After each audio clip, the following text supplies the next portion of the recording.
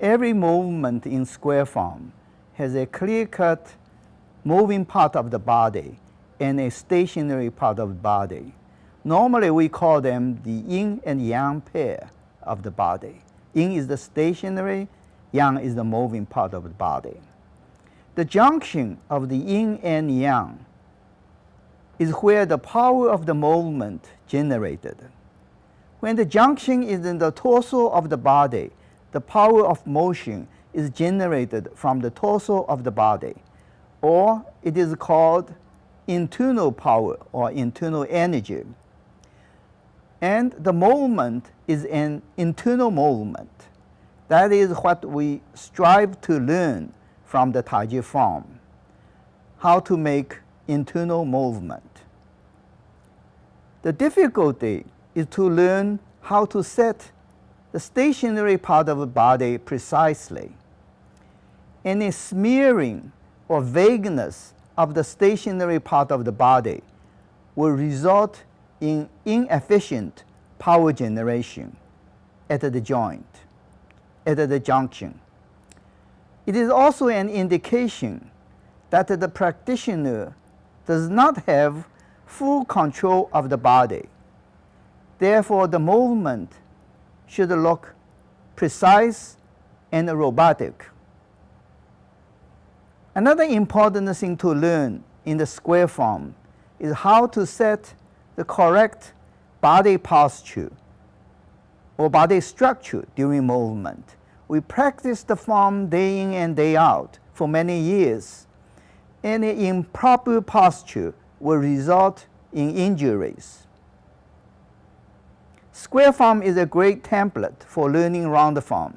Every move has clear starting point and end point. The movement can be learned precisely. Using this as a template, the round form can be learned precisely, so that from one generation of practitioner to next, the form will retain its integrity. We have talked about in every movement, there is a moving part of the body and a stationary part of the body, or yin and yang pair. Let's take some examples and look at it closely. One move we have shown before is this move. Now in this movement, the upper body is yang, moving. The lower body below the pelvis is yin, not moving. So the junction is at the waist over here.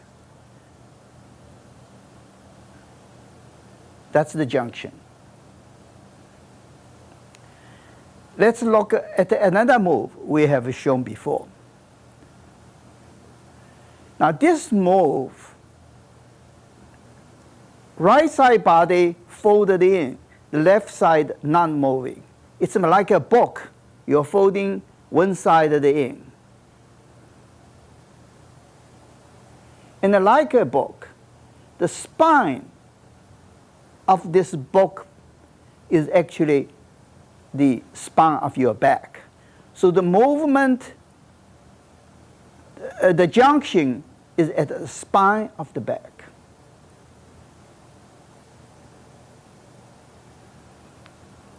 Another movement we have shown is this leg movement.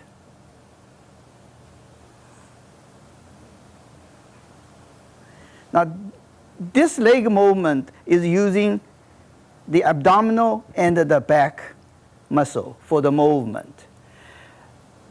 The skeleton of the body, this whole 3/4 not moving. Only this quarter moves. So sometimes we call it lower quadrant movement.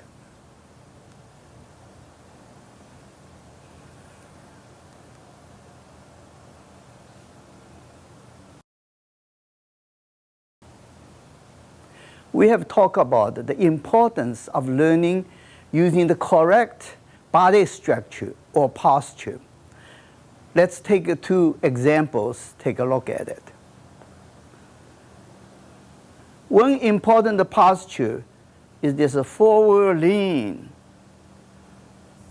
So from the cervical spine to the Achilles heel is on a straight line, and under slight tension, stretch.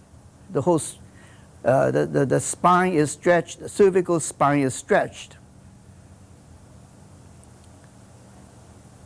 During martial art application, this has additional significance because any force come from here, it will transmit through this straight line to the heel, absorbed by the ground. Now, if you have posture like this, then when you have force coming in, you're going to create stress concentration right in the lower back. That's why a lot of the Tai Chi practitioners has lower back problem. And look at the knee bend. We have a strict rule that the knee bend does not go over the toe. If the knee bend go over the toe, sooner or later you're going to have a knee problem. So these are very common problem with Tai Chi practitioner. A lot of Tai Chi practitioner has knee problem because they keep on thrust the knee over the toe.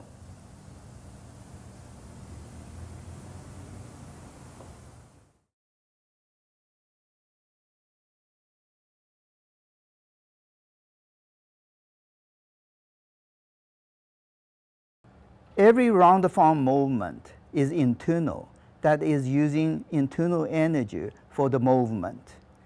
The movement is continuous with no stopping in between, so that the internal energy is circulating in the body continuously while doing the form. The movement penetrates deep into the torso of the body, stimulating and massaging all the internal organs, muscles, etc. In addition, it promotes blood flow and lymphatic fluid flow in the body. All these are essential for a healthy body. Movement using internal energy is more powerful than using external force from arms and legs only. The practice of the form is to learn how to utilizing internal energy for applications and to grow the internal energy through daily practice.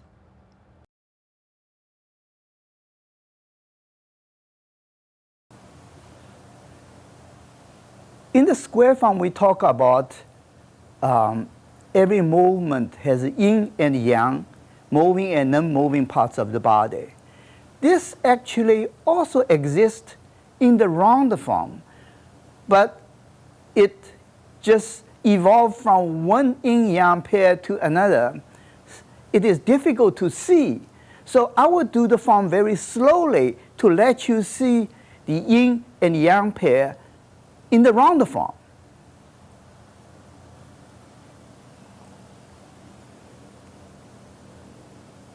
Upper body is moving. Right hand body is moving. Left hand body is moving. Left side body is moving. Right side body is moving. Left side body is moving.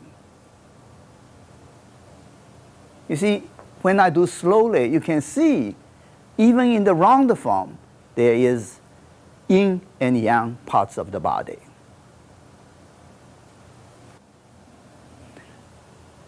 I think you have already seen how these internal movements move the torso portion of the body when I play the round form. I just pick a few examples to illustrate more clearly. One is this movement. I take this hand off so you can see.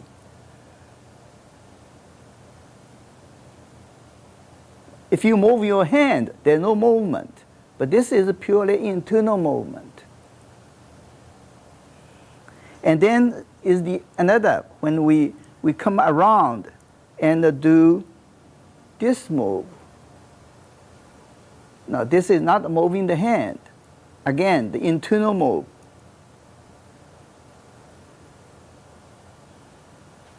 Or like this.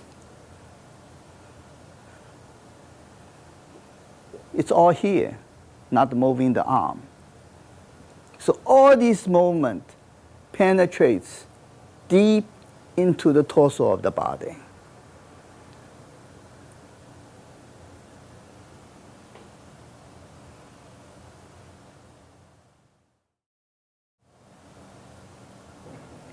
The next move I want to show you is actually the cloud hand.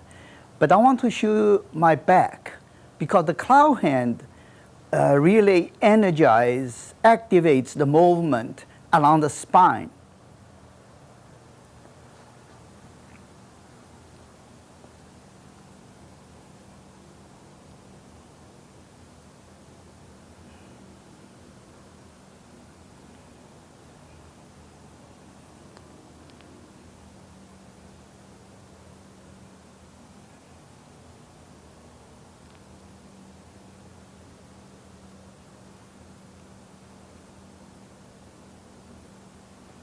So it's very beneficial for the spine in that move.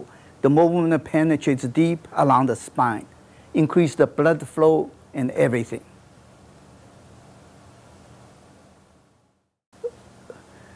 Let's look a little bit about the use of internal energy in martial art application. It is essential in martial art application that the internal movement and the external movement does not use simultaneously. It can be used in sequential form. In fact, we very often use sequentially. Internal move, external move, external move, internal move. But you shouldn't use simultaneously. Let me explain that with this one move. This the internal fetching move, pushing. Now, if you have external move simultaneously with the internal move like doing this, then the weak link in this move going dominant. That's the weak link. So you will not get all your internal energy delivered. You wasted. So when you do the fetching with internal move, has very pure internal move, no external move associated with it. But a lot of time we do sequentially, like using external move to eliminate the slack in opponent's body until it feels solid. Then we, boom, do the internal. But that's in sequential. Or we do the yank. You pull opponent's hand. You first kind of stretch until the slack is gone. Then you feel the resistance, then you use the internal. Or once you get the opponent off balance, then you can use external to keep on getting him down.